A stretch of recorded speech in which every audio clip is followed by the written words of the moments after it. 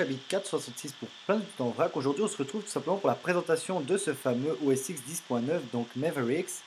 Donc, on va partir vraiment sur les gros points de cette nouvelle OS. Donc, pour ma part, ce que je vais vous présenter, c'est vraiment ce qui est gros. Donc, dans la présentation, c'est pas les petites choses.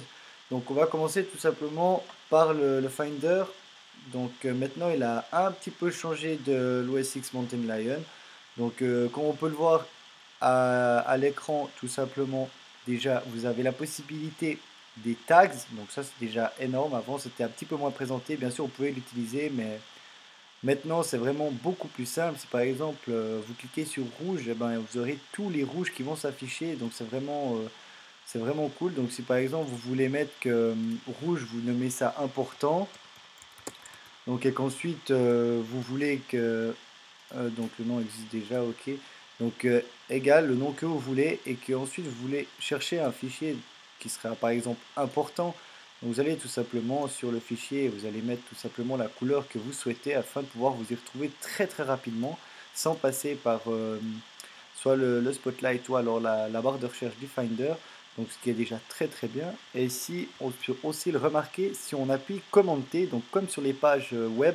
Par exemple sur Safari, ça nous ouvre un nouvel onglet et ça je trouve que c'est vraiment très très pratique parce qu'avant il fallait ouvrir plusieurs fenêtres avec des commandes N comme ceci et c'était un petit peu embêtant. Donc maintenant ils ont mis directement les onglets et vous pouvez glisser d'un onglet à l'autre, c'est vraiment très très pratique. Donc si vous voulez glisser quelque chose d'un onglet à l'autre comme ceci, vous pouvez le faire. Donc c'est vraiment très très bien, ça j'ai vraiment trouvé un très bon point pour cet OS X. Donc on a parlé des tags et du Finder. Donc déjà ça c'est vraiment des très bons points. Ensuite on va parler de tout simplement avec le Mission Control. Eh ben, on peut passer d'un écran à l'autre avec l'Apple TV et ça même en plein écran si par exemple j'ouvre Safari comme ceci et que je me mets en plein écran, voilà comme ça, et que maintenant, comme vous voyez à l'écran, eh ben, on peut voir la vidéo.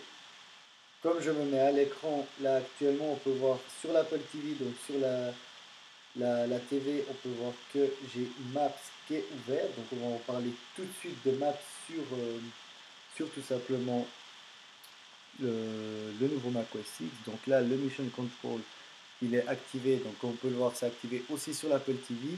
Donc si je reviens sur mon bureau, donc là j'ai mon Safari en plein écran et je peux voir sur l'autre écran qu'il y a Maps qui est toujours aussi sur le deuxième écran et je peux switcher avec la souris. Donc si je viens switcher là avec ma souris et que je sors de l'écran, ben là si on peut le voir, et ben je suis sur Maps comme ceci.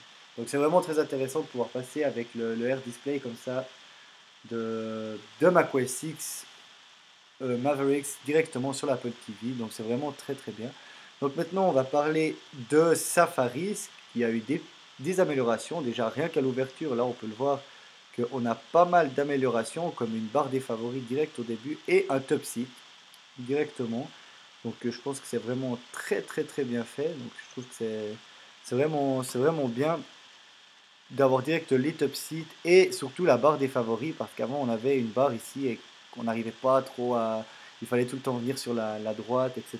pour pouvoir justement aller chercher nos favoris. Quand on en a beaucoup, c'est un petit peu compliqué. Donc je vais ressortir de mon mode plein écran afin que je puisse vous montrer tout ça. Donc la barre des favoris reste toujours actuellement ici. Et on a toujours les mêmes fonctions, à part qu'ils ont un petit peu changé aussi le scrolling. Maintenant, c'est beaucoup plus rapide et beaucoup plus fluide qu'avant. Donc ça, c'est aussi... moi, je trouvais déjà qu'avant, à l'œil, on ne voyait pas trop la différence. Donc je trouvais ça vraiment que ça marchait bien. Et ensuite, si vous ouvrez aussi plusieurs onglets, comme là, vous avez la possibilité d'avoir euh, comme sur iTunes les cover flow, si je peux appeler ça comme ça. Donc vous pouvez switcher un petit peu comme ça d'onglet en onglet au lieu de passer directement comme ceci. Donc je trouve que c'est aussi très très très bien. Donc voilà ce qui était de Safari. Ensuite, comme vous avez pu le constater, on a l'application Map qui est ici. Donc là qui est sur mon Apple TV. Je vais l'amener sur cet écran là, comme ça on pourra le voir directement. Donc hop, et je vais glisser ça directement sur le bureau 1, comme vous pouvez le voir à l'instant, c'est vraiment très pratique. Donc là, on va juste devoir l'ajuster un petit peu. Ok, donc map. Bon, l'utilité, après, ça c'est chacun son choix. Moi, je vois pas trop l'utilité, mais après, je trouve qu'on se tient vraiment bien entre l'iPhone et notre ordinateur. Donc, je trouve que c'est vraiment pas mal. On se sent vraiment à l'aise. C'est vraiment, ça devient comme l'iPhone, ou alors ouais, l'iPhone qui devient comme le Mac. Donc, c'est vraiment classe. Et vous avez vraiment toutes les fonctions 3D, etc. Donc, le standard, je pense que vous êtes déjà tous très bien amusés sur Maps à trouver un petit peu des trucs sympas. Donc là, c'est la ville de New York pour un exemple. Donc, voilà ce qui était de plan, pardon, j'ai dit map avant, donc plan. Et ensuite, ils ont aussi amélioré, là on va parler plutôt dans le système, ils ont aussi amélioré la mémoire compressée. Donc c'est tout simplement que ça va consister à prendre la mémoire inactive et de la compresser tout simplement pour accroître la rapidité de l'espace disponible. Donc par exemple, si on a une application qui est ouverte, et que on la réduit. Avant sur macOS X Mountain Lion, il gardait beaucoup en mémoire, il gardait beaucoup, disons en mémoire, l'activité qui est réduite, donc qui n'est pas au premier plan.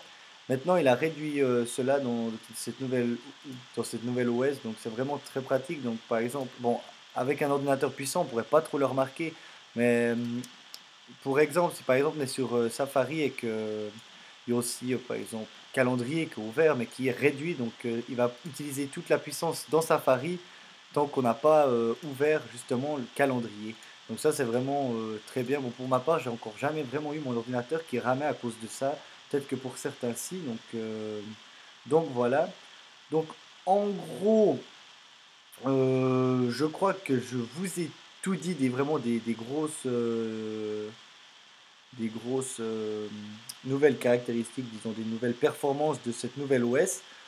Mis à part ça, à bon entendeur, cette nouvelle OS X, donc Mavericks, il va sortir cet automne, mais pour ceux qui ne l'ont pas téléchargé et qui aimeraient le télécharger en version développeur gratuitement, il vous suffit de cliquer sur ce lien ici qui apparaît et l'installation sera vraiment très simple. Donc voilà, c'est tout ce que j'avais à dire. En tout cas, je vous dis à très bientôt pour une nouvelle vidéo. Allez, bye les gens!